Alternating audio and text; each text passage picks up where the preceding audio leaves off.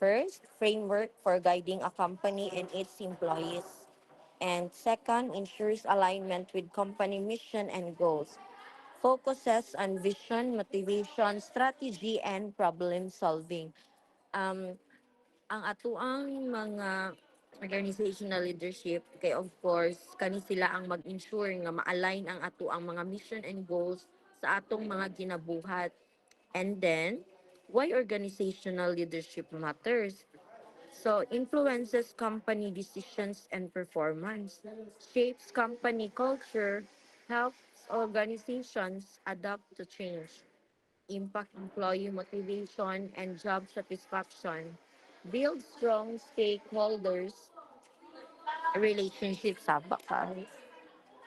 So, kani siya, pag i-relate na to ni siya sa kaning ECE, ang organizational leadership sa ECE kay refer siya sa mga strategies and practices that guide preschools or daycares to achieve their mission of nurturing children's development.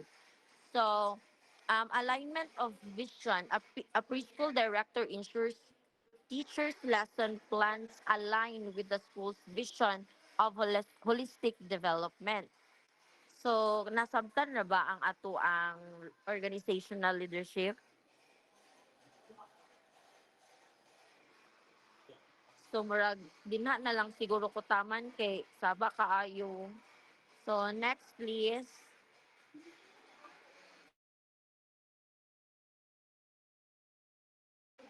Next panin. Okay.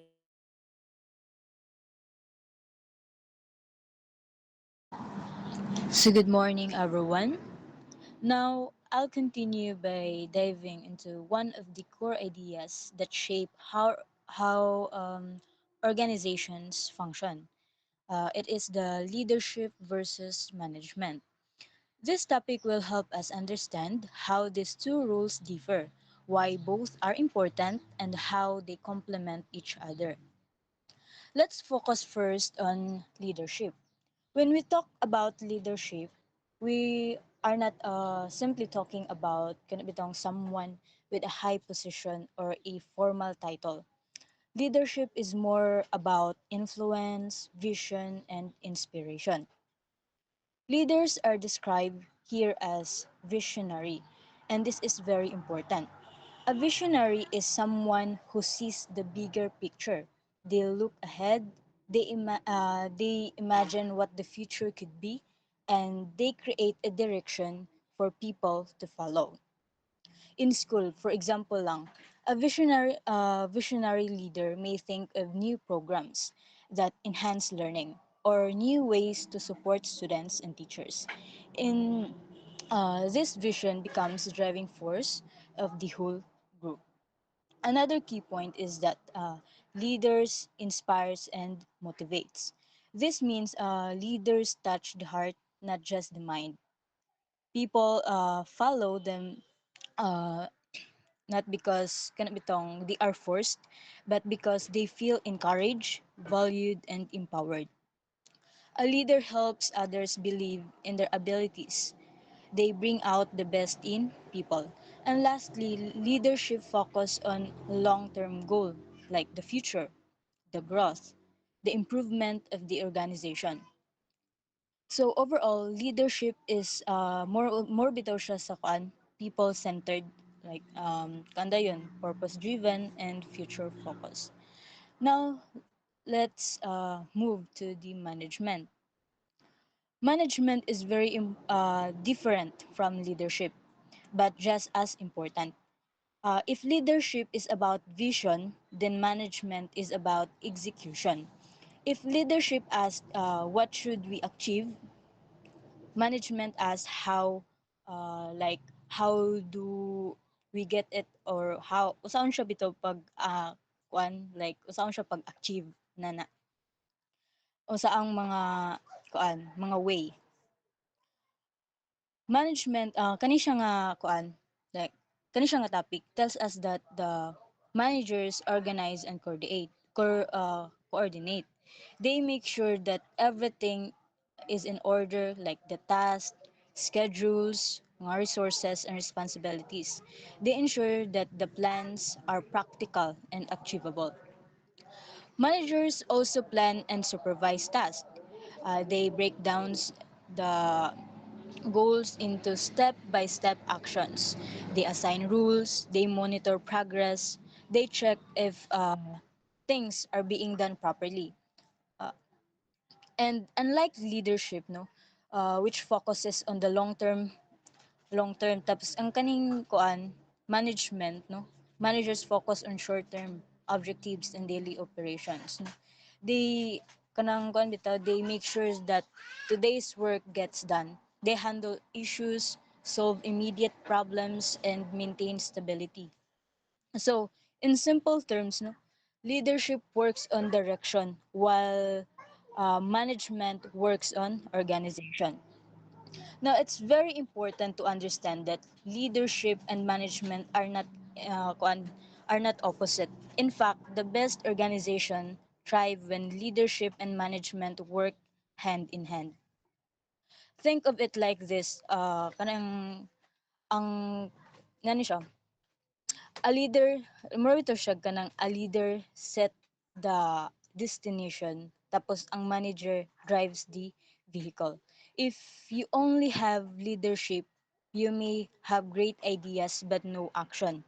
But if you only have management, you may complete tasks but lack innovation or purpose. So, successful organization needs both the leadership for direction and management for implementation. Next.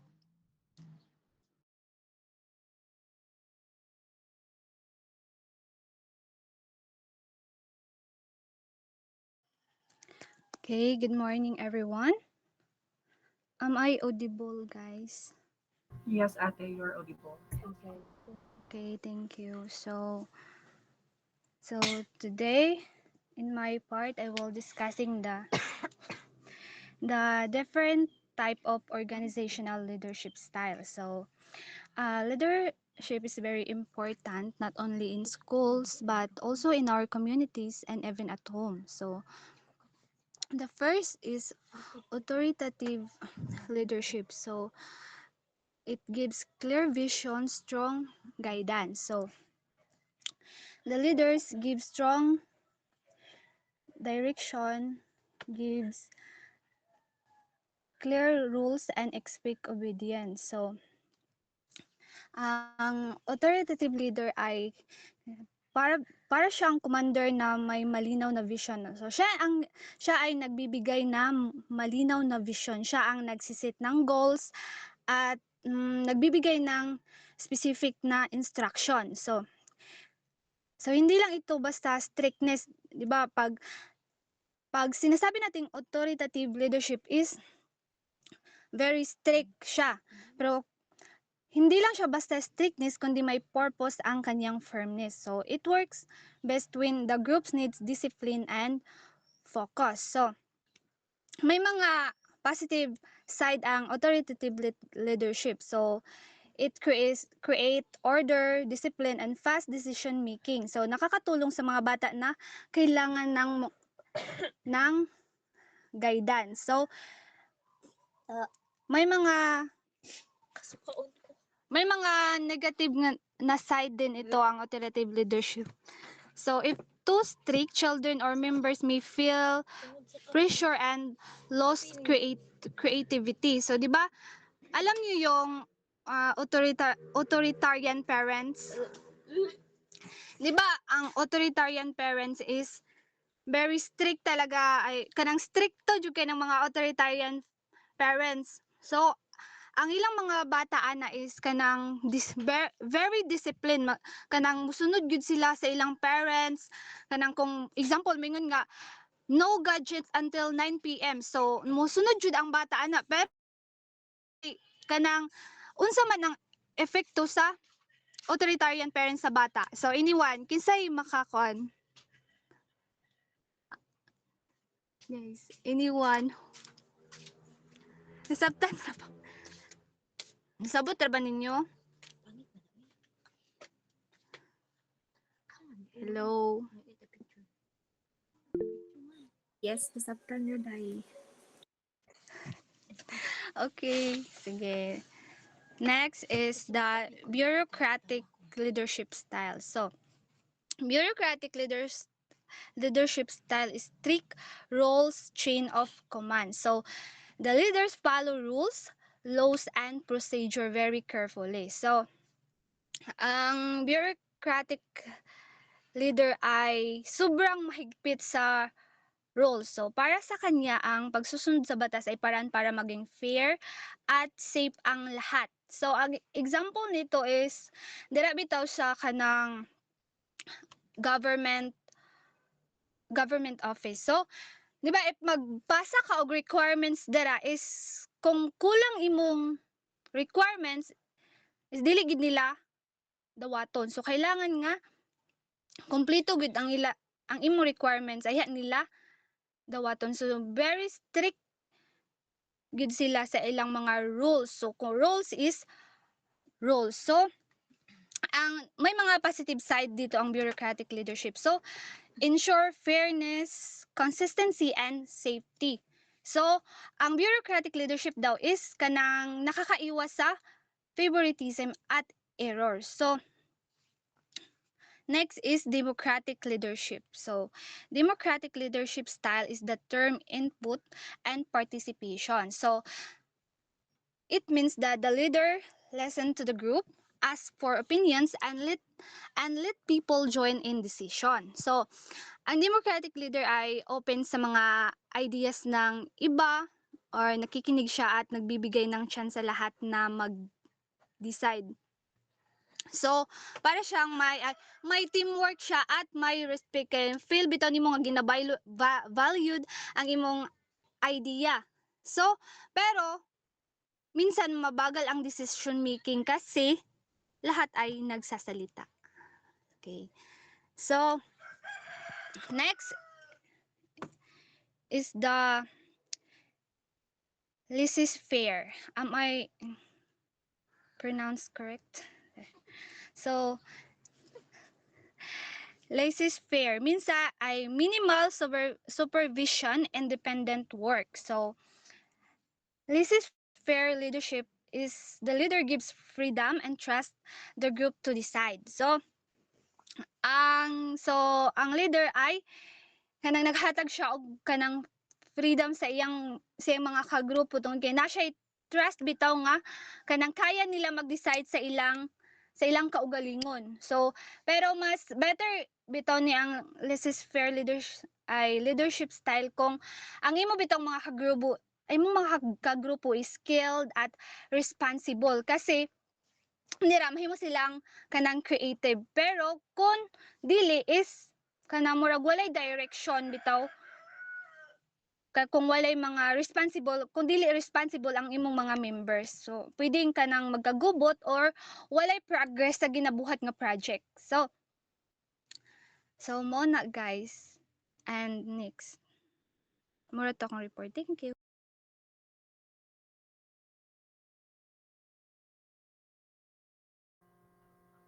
Okay, so good morning once again. So this is the continuation sa report ni Ate Leah. So now let's talk about servant, which is the empower and development other first. But anyway, I am audible. Hello? Are you still? Okay.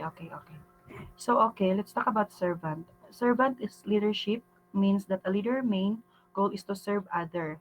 So, indeed, no, nga kanang, as a servant, kailangan man jud ta nga kuan, it is very sabotable naman gud siya no nga. Ang ato yung main goal ani is to serve. Even though naay payment or wala, ang ato is to serve for the betterness of our community. And then the leader focuses on the growth, well-being, and success of their team members before thinking of organizational goals. By showing empathy, listening carefully, and building trust, servant leaders create a supportive environment where people feel valued and motivated. So, kuan po ni siya kay let's talk about leadership man good. So, as a servant po or as a leader, kailangan gyud nato nga i-maintain ang kuan sa ang environment, whereas nga ang matag usa bitaw feel nila nga belong sila ba din, dili bitaw sila ingon nga ato silang i-discourage or i-disappoint. Kay as a servant kanang kailangan mo gud nato siya nga mahimutang empower sa uban bitaw nga maka-develop ta og kani ang in the positive bitaw mga positive things sa ilaha ba. And then the other one is that transactional. It means reward and consequence. Leadership is based on an exchange system where rewards are given for a good performance and punishment are applied for poor performance. So diri sa transactional is naagi siya some basis pod nga ang dili lang pod ingon nga you are always kani bitang mudawat lang og rewards. There are some point pod nga mudawat pod the consequences, no? Even though in our own life gani pag once nga makahimo tag mistake or something, there will be a consequences as well. So kabalo na ta kung unsa ang angay nga mahitabo, no? These styles emphasizes rules, structures, and efficiency. Leaders set clear expectation and use insensitive like bonuses or promotion to encourage result. It works best is stable environment with routine tasks, but it can limit creativity. So, kana siya. And then the seventh is the transformational. It means that inspired innovation and change. So, transformational leadership inspired followers to go beyond their own interest for the sake of a shared vision. Leaders motivate people by presenting a strong vision, encouraging innovation, and offering personal guidance. They challenge old ways to thinking and help individuals grow. This style builds enthusiasm and commitment and often leading to innovation and organizational change. So, kani po siya diri is from the word inspired innovation and change.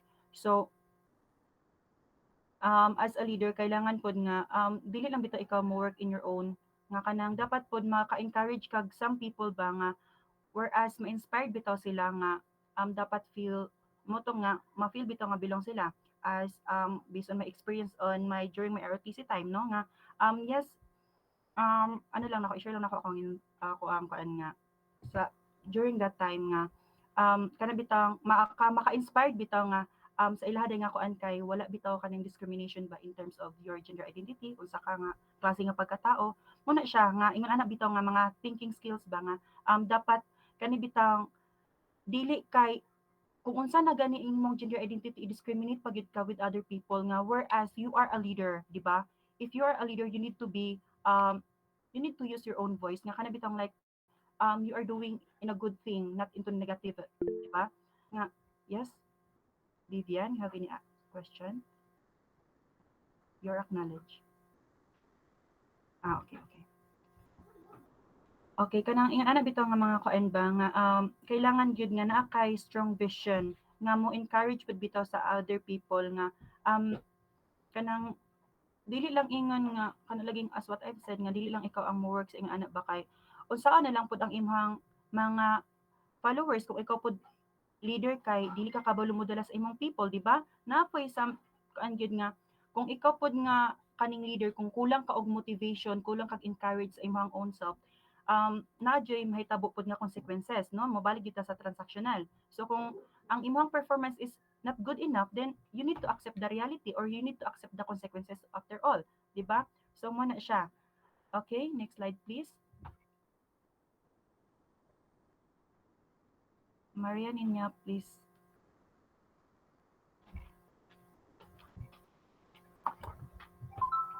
Okay, so now let's talk about the importance of knowing leadership styles.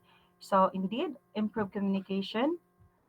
By this is kaning sa leadership gid is maka-improve gid siya sa communication skills. Like kung hilumon ka or something kani ang shy type ka nga pagka-person, and then if naka sa kani ang kaan usa ka organization like kani lagi sa kung ikaw ang leader so ma-improve gud ang imong kuan kay you know kani ang in that way man gud naa man gid sa imuha ang mga some information and some details so you need to share with the other follower nimo so yeah ma-improve gud ang imong communication skills and then other one is strengthen teamworks help motivated other effectively.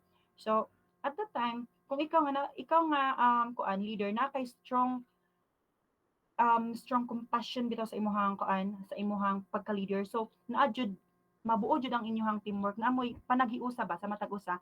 And then para pud nga kuan makatabang pud ka nga ma-motivate ang matag usa ninyo nga. And then at the end of the day or at the end of your activity or something nga naa mo ginabuhat. So ang inyong kuan is nay kuan ba na bitaw siya positive side where is kaning effective ang inyong collaboration sa matag usa, and then build a positive work culture, no? So kani sa kanipod, even though we have a different diversity, no, different background mo kita. So even though we have a lot of differences, but in terms of organizational leadership, so maka-build kita og positive, and then kaning naa jud diha ang collaboration and kani ang sa tawag ana panaghiusa sa matag usa. Then that's all will be all. I will give the floor for the another reporter. So, this is my topic. Guys, madunggan ako. Yes. Sige, go. So, number one, strategic thinking. So, ako rin silang relate sa ko na early childhood. Since early childhood, so children learn to plan during activities such as building with blocks, solving and making decisions in dramatic play. So, kining mga activities, maka-help gid sila para magamit ilang mga otok kay una-una mo sila kung unsa ko nila pag-solve sa puzzles o unsa nila pagbutang-butang sa mga blocks nga maka-form sila og something ganahan nila. So, planning helps children learn to lead themselves and make choices. So number two, communication. Leadership in children begins with communication. When children express ideas, ask questions, and collaborate with classmates, they are practicing leadership through sharing ideas. For example, is magatag sila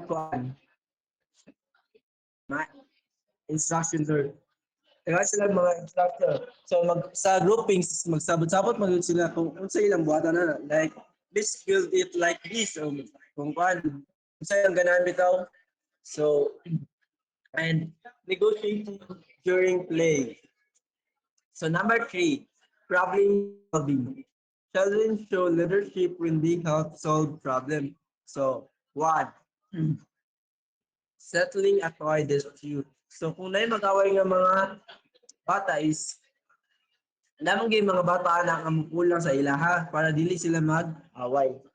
So figuring out how to fix something during a game. So like just like what I said is like lagi mag-fix atong nga kuan. Like mas advanced bito ilang mindset ato sa kuan. So next is finding a way to include the classmates. So and then sa next na include siya nga dili dapat pasagdan ang uban nga gay luminom. So dapat apilon sila tanan. So decision making. In early childhood, children practice decision making through choosing activities, selecting materials, presenting group rules during play. So kabalo gid nga kuan ni ba? Talagi na silang nature nga magkuan, magpilipilog mga materials, mga kuan sila choosy ka ng mga bata kay kung sila ilang ganahan, mura tayo lang piliwan. And sa role play po this, kung sa ito ilang feel nila nga, sada to siya nga role, mura sa piliwan. Decision making sa early childhood. So, integrity and accountability. Leadership includes moral development, children learn. So, honesty, fairness, and responsibility. So, in honesty is honest magid ang mga bata sa tanan. So, for example, makaguba sila gulaan. May na sila nga, teacher, nakaguba ko sa gulaan. So, ano siya honesty and fairness is like magulang-ulang sila mga dulahan bitaw. So, for example, ikaw sa ani ako sa ani ron din next is ikaw na po dayon mga bail na sila sa pan mga fairness. In responsibility is Maka-learn sila sa kwan through cleaning and dili maglabay-labay basura sa casa. So self-awareness. Children begin to recognize their feelings. A child who knows when they feel angry I can communicate better when they and participate in the group activities. So self-awareness supports self-regulation and people leadership. Kaya kwan siya, mas kabalo siya kung unsa iyang capabilities bitaw. So inana siya. Change management. Children learn flexibility when routine change such as new classroom setup, different groupings, and changes in daily schedule. So, first nila pag-abot sa classroom is kanang first day pa lang, new mo ginang ilang kwan, ilang surroundings ay environment. So, makita na to nga flexible ang mga children kay mo dali sila maka-adapt bitaw nga kwan. Murag dali sila maka-comfortable ang nga place and kwan. Sa different groupings sa is maka-adapt sila sa mga klase-klaseng mga kwan ka grupo. Next is team building. Children experience teamwork in group games, cooperative art projects, building together, and dramatic role plays. So, mao ni sila katong mag-grupo-grupo bitaw. Una sila ang team building sa mga ay katong mga group activities sa mga learners sa early childhood. Mao na ang team building nila. So, next thing,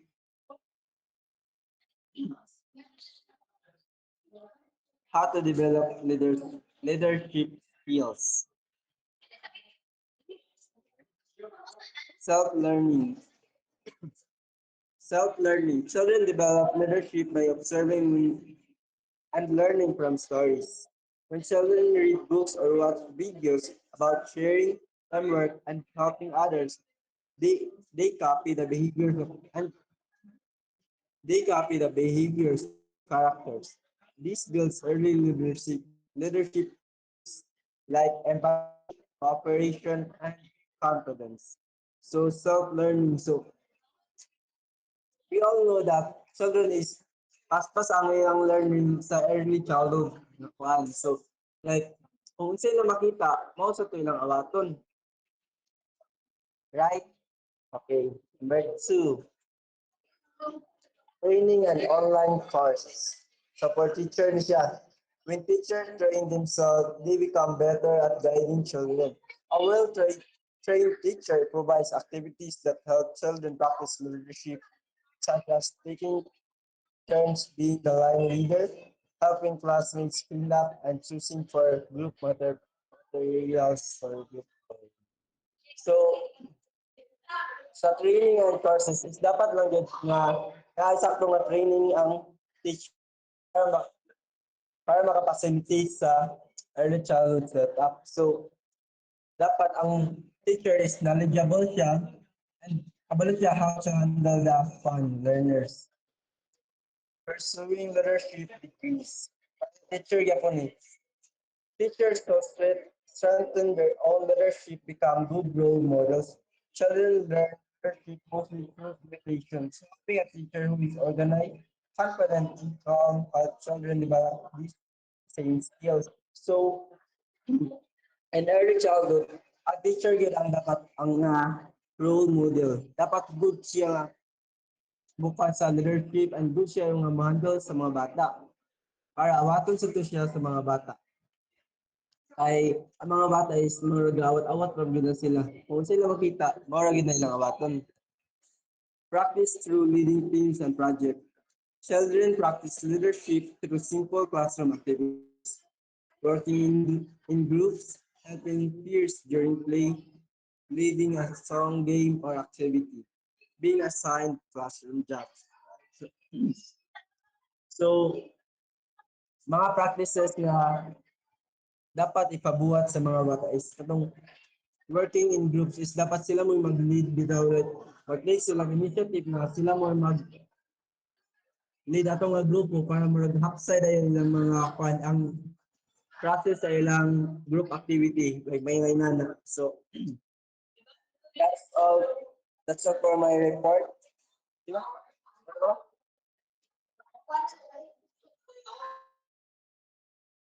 Good morning everyone. Madunggan ako ninyo. Kung naa pa mo, please react Yes, thumbs up. Nin.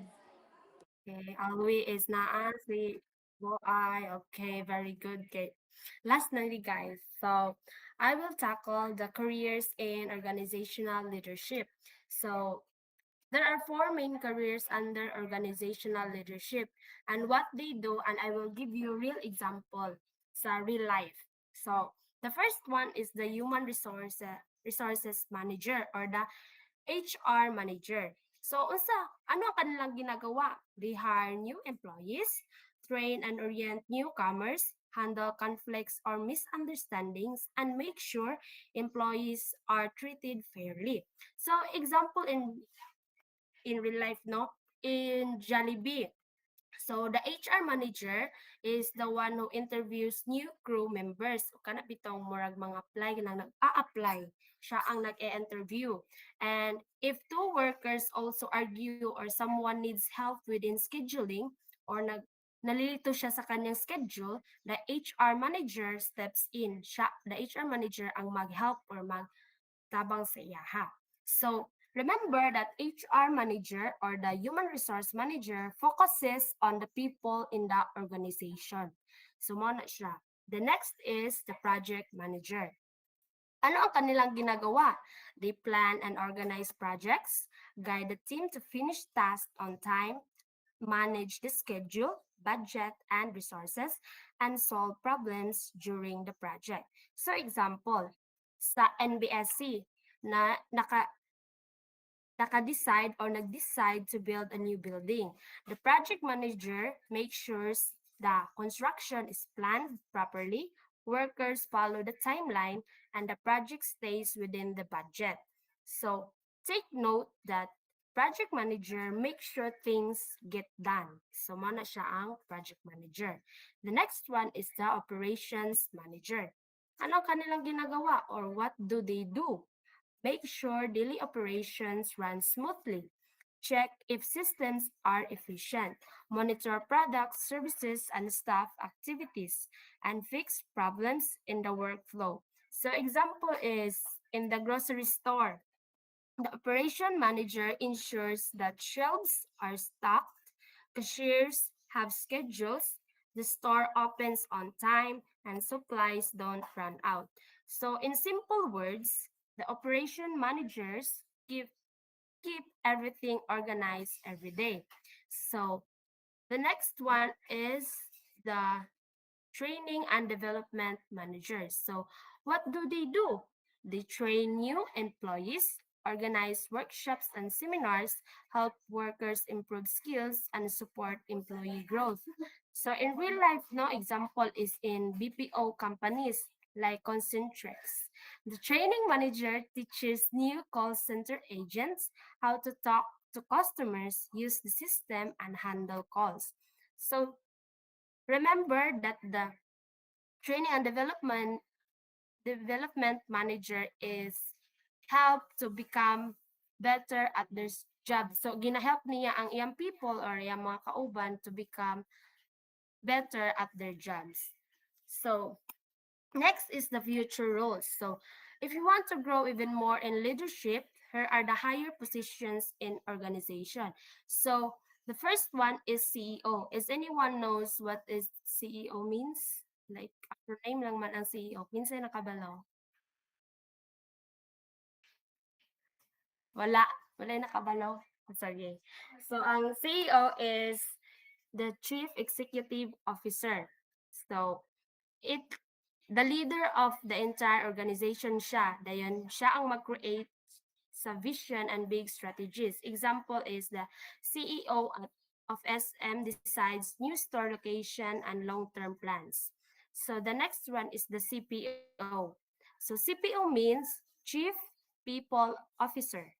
It focuses on employee well-being and company culture, and it makes sure workers are motivated and supported. So the last one is the consultant. Consultant is an expert who gives advice to improve leadership, operations, or strategy. Example, a consultant may help a company improve customer service or reorganize the team. So, ang summary Ang HR is focuses on people siya. Ang project manager is makes project succeed. Operation manager keeps daily work smooth, and the training manager helps people learn. And the CPO and consultant. So the last one is the summary. So the summary of our report is organizational leadership is about guiding people and directing the strategy of an organization. So as leaders, people must kita mahimong leader pohon. We have to guide people and strategy. Build a strong workplace culture, lead change and innovation, use communication, vision, and integrity. So imagine if you are a group leader no sa mga projects or sa classroom lang gani or natay mga activities sa schools no nagyud na siya leader. So ang leader it gives tasks to the group mates. Leader also encourage the group mates or the members when they feel lazy or matapulan, mag-remind, mag-motivate na ang leader, and make sure that the project is done on time. That is already leadership, just in smaller settings. So, mo na siya ang napakitag leadership, bisan lang makita na to sa grupo-grupo or kita-kita lang. So, remember that no matter what role you choose in the future, remember this that good leaders communicate well, show integrity, and help others succeed. That is the true heart of organizational leadership. So that will be all. Thank you.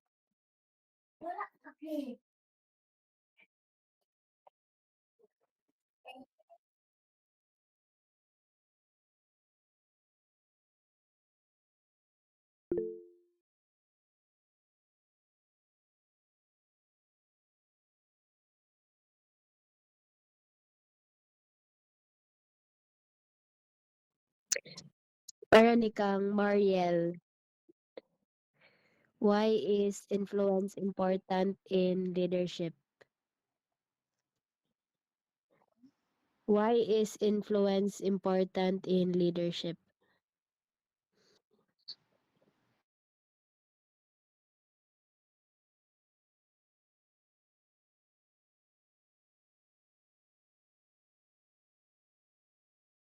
So why is influence?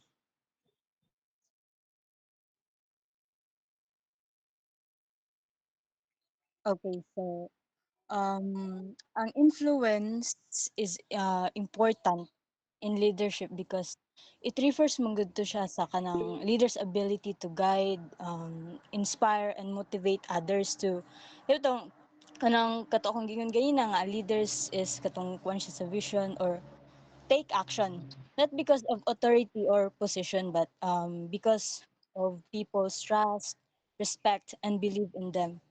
It kuan mo leadership is a power mo gud siya na or ang a power siya nga mo shape sa attitudes, behaviors and kuan decisions. Oto.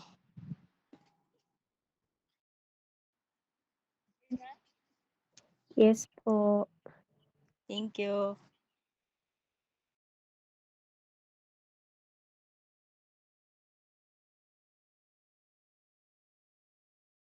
Okay, good morning. For Atilia Kalimbog. So, di ba ang authoritative is talking about setting a roles without asking any kuan ka ng kauban nimo sa trabaho because you are the leader, di ba? So, kung sa school setting, unsaon na to siya pag how can an authoritative school leader maintain discipline without making teachers or students feel unfreed or unheard?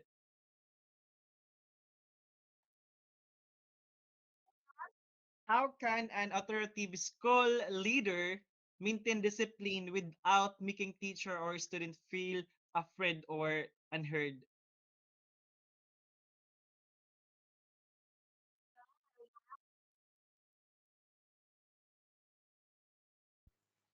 Okay.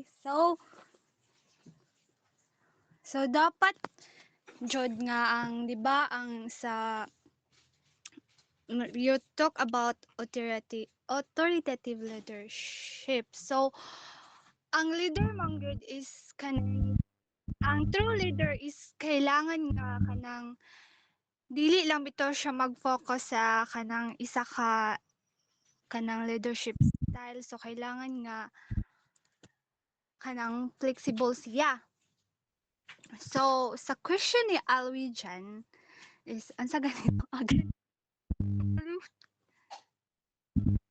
Kuan.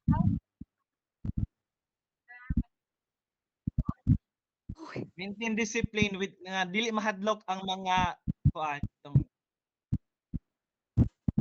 di ba kay ang authoritative man kay kanang magbuhat man sila og the leader make decision without alone without others pagana siya nga i-follow ko ninyo kasi ako ang kuan leader ingnan mag do this because I said so. So sa school sitting siya. Yeah, kung sa school settings. So kailangan jud nga kanang ipasabot bitaw nila nga if sa school settings man good siya. So kailangan nga 'di ba kita is kailangan jud nga mag-follow gid ta sa rules. 'Di ba kay naman gid siya yung rules. Kay kuan naman ta student. So kailangan nga atong ipasabot sila nga kanang kailangan nga i-follow ni nato siya nga rules para fair pud sa uban. So kailangan nga ato sila ipasabot. That's all.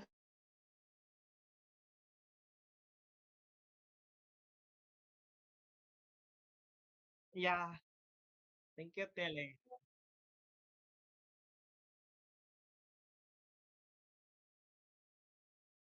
Okay, good morning everyone. So my question is for Maria Ninia. Ganina naka-mention man ka about sa katibitang build strong workplace sa culture. Ato naka-mention man ka ato. What does that means? Ang katong build strong workshop culture. Unsay meaning ana?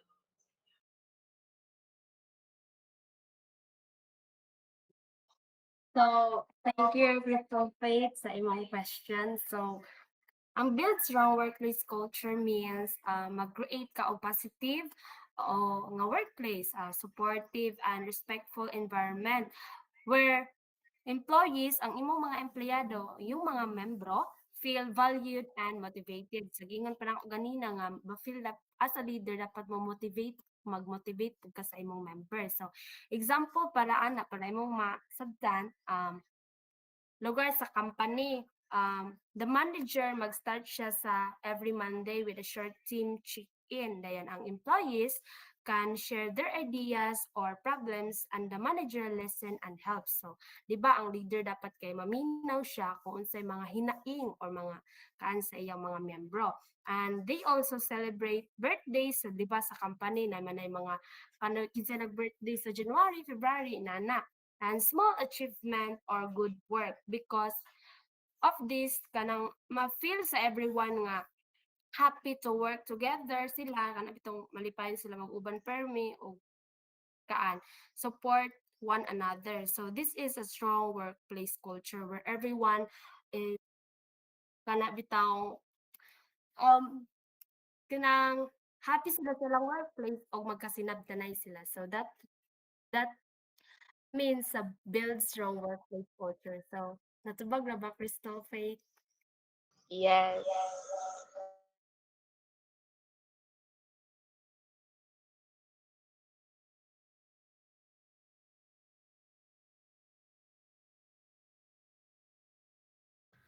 Okay, kuan.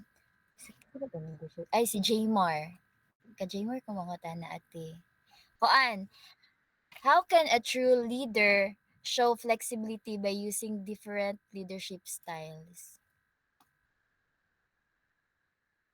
Flexibility by using different leadership styles. Okay, so thank you so much for that wonderful question, Vivian. So I will answer your question.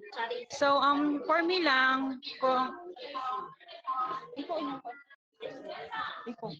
So kung ano jud kung sa 'di ba flexible, so you need to adapt kanang kung unsa ang nasa imong organization. Dili bitaw ingon nga kanang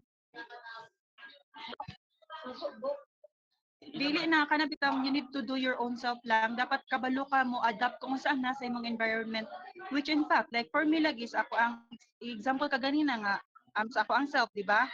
You know already for my gender identity, and then in terms man gud og leadership ka, dili ingon nga mo ka focus lang ka sa imuhang usa ka follower nimo nga dapat kanang kabalo ka ba, dapat kaning kabalo ka mo organize, kabalo ka sa dili nga kabalo ka sa tanan, kanang kabalo ka dapat kung unsa ang explicit, kung unsa jud ang So addition na lang ha, ako na lang mag-addition ko.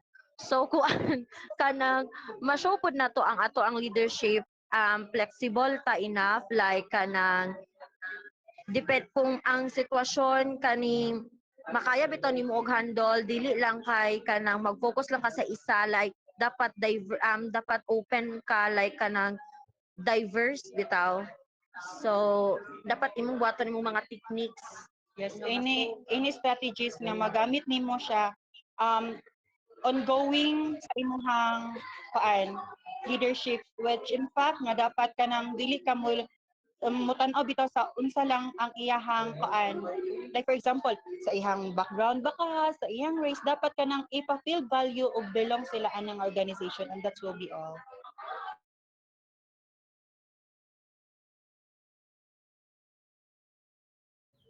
Very satisfied, Ate. Thank you.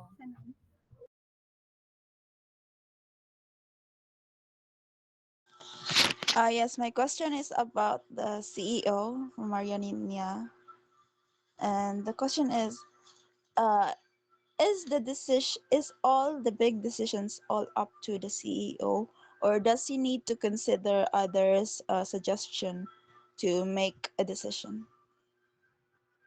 Okay, thank you guys. So, as a CEO, siya ang mag-decide sa kanang tanan nga manang i-approve sa company no, pero before that naman na sila meeting, so dapat i-consult niya ang tanan under niya like the HR, the operational manager kung unsa ilang mga ideas o mga makatabang nga maka-help sa company. So after that pag mag-conclude na dito din mag-decide man din na sila kung unsa ang best nga solution. So ang CEO din siya na din ang bitaw magperma o siya gid ang last nga bitaw nga i-implement to siya nga kanang like project. So before mag-decide jud ang CEO, mag-consult siya daan sa iyang mga members. So na okay ra? Yes, thank you.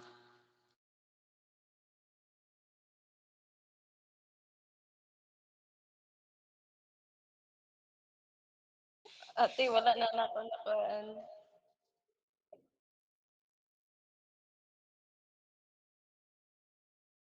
Hey, good morning everyone. Para kay Mariel Nate.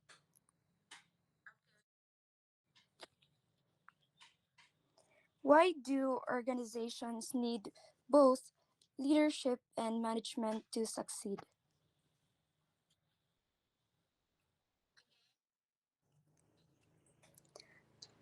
Why do organizations need both leadership and management to succeed?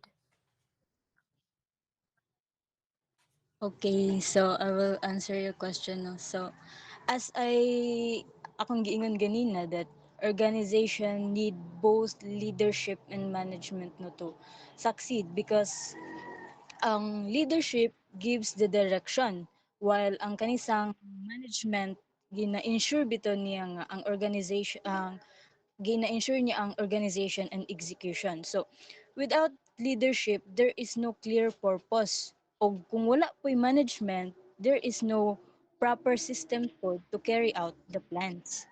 So, natubag na ko yung question? Yes, thank you.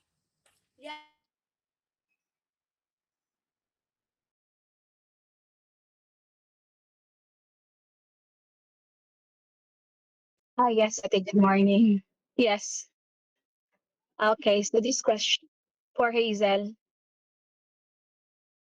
Okay, so my question is about the organizational leaders, I think, no? So, since you are talking about organizational leaders, how can organizational leaders balance the need for decisive authority with the responsibility to foster shared participation and empowerment among stakeholders?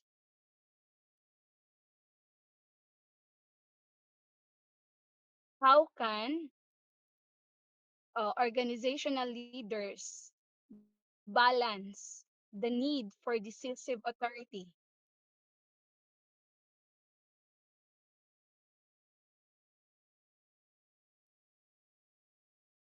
with the responsibility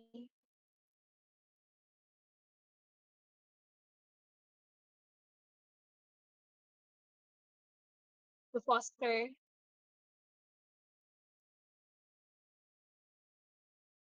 shared participation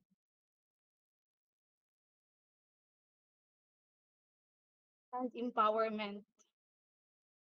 No, and empowerment among stakeholders.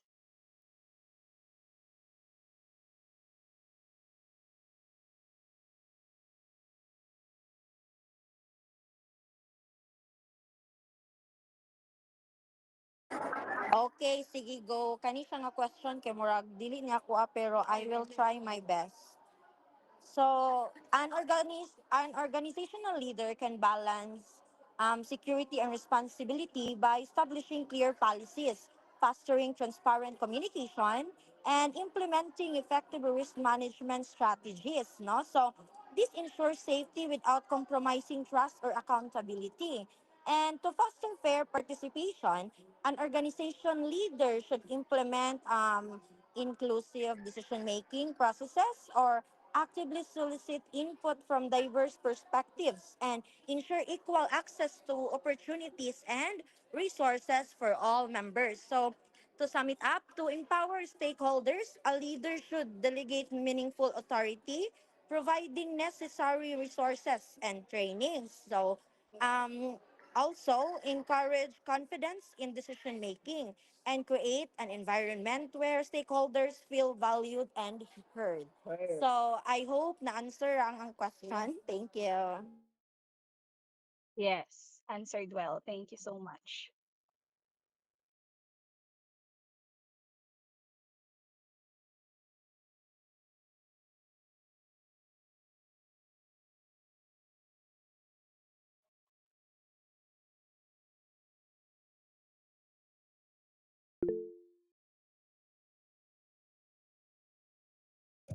Katong kay Janric,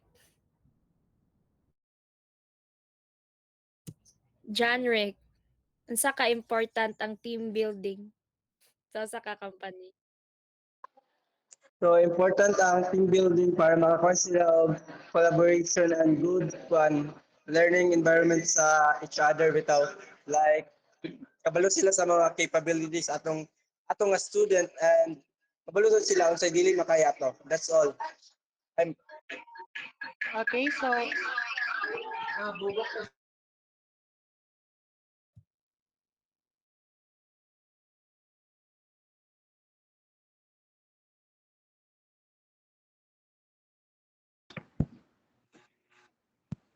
I think maximum to ate.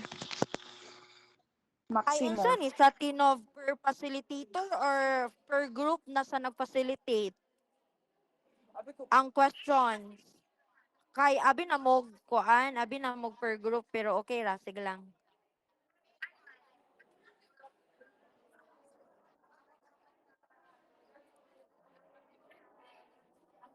Lagi. Sige lang. Si apit naman ang time. Sige te.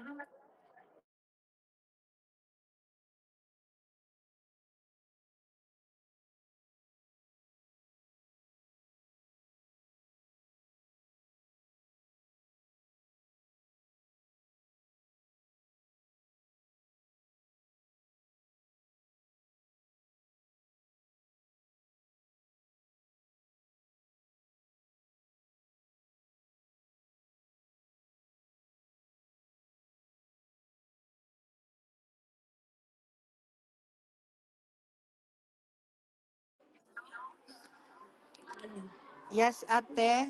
So I will answer that question.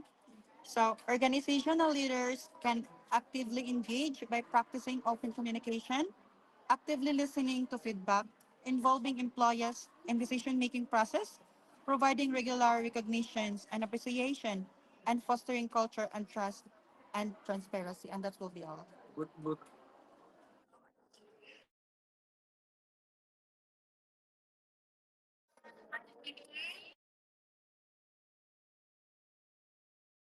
Ay tinog na pa mi questions para po sa naminaw. So, naami 10 items quiz.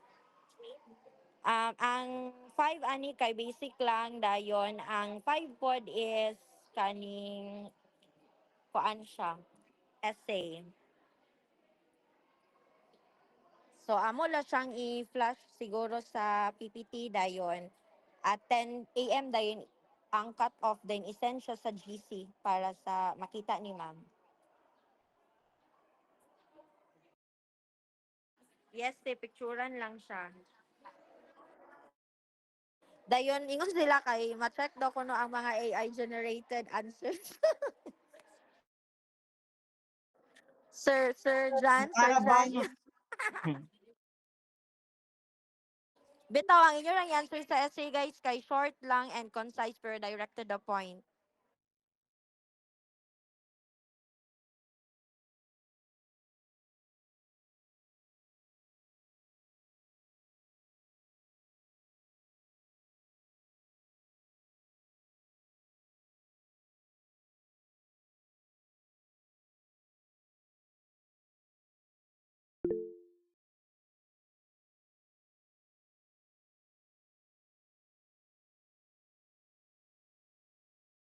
I think ngayon naman,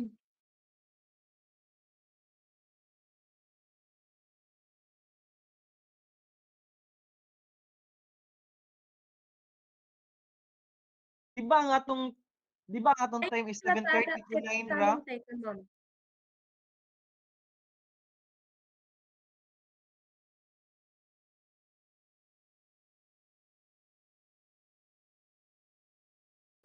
Ay tinov kaning ang mag-facilitate ba pwede naman sila unya kay di ba natay online class unya. Ano katong makeup class nato. Si ma'am man kuan ato ate kana bitang mura siya mag-explain ingana ba?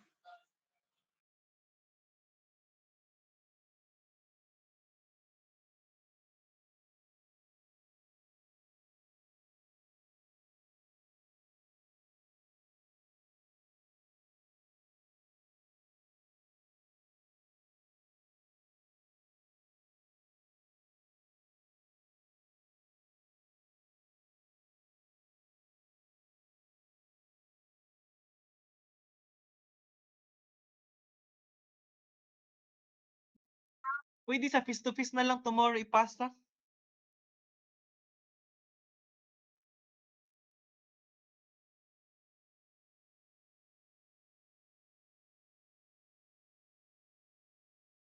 So, kan mag-send na lang mi ag questions dayon tomorrow na lang ninyo i-pass. 1 whole.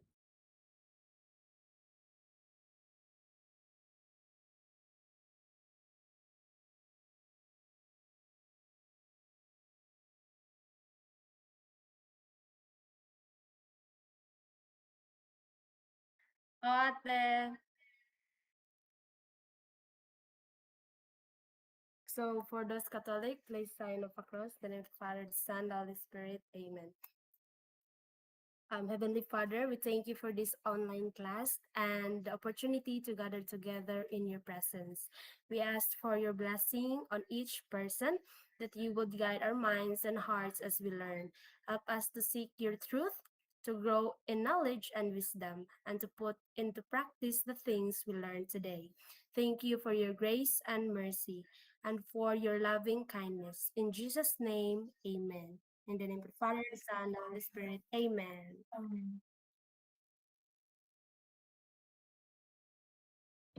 Ate, ang katong waka attendance ate. Goodbye. Wala pa man. Ay, mugawa, mga attendance Not ta. yet. Okay, okay.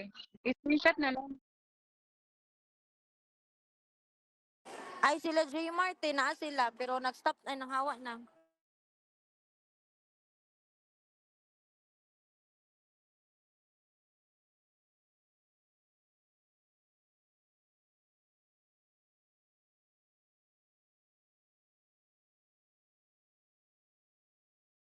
Bye. Goodbye, ma'am.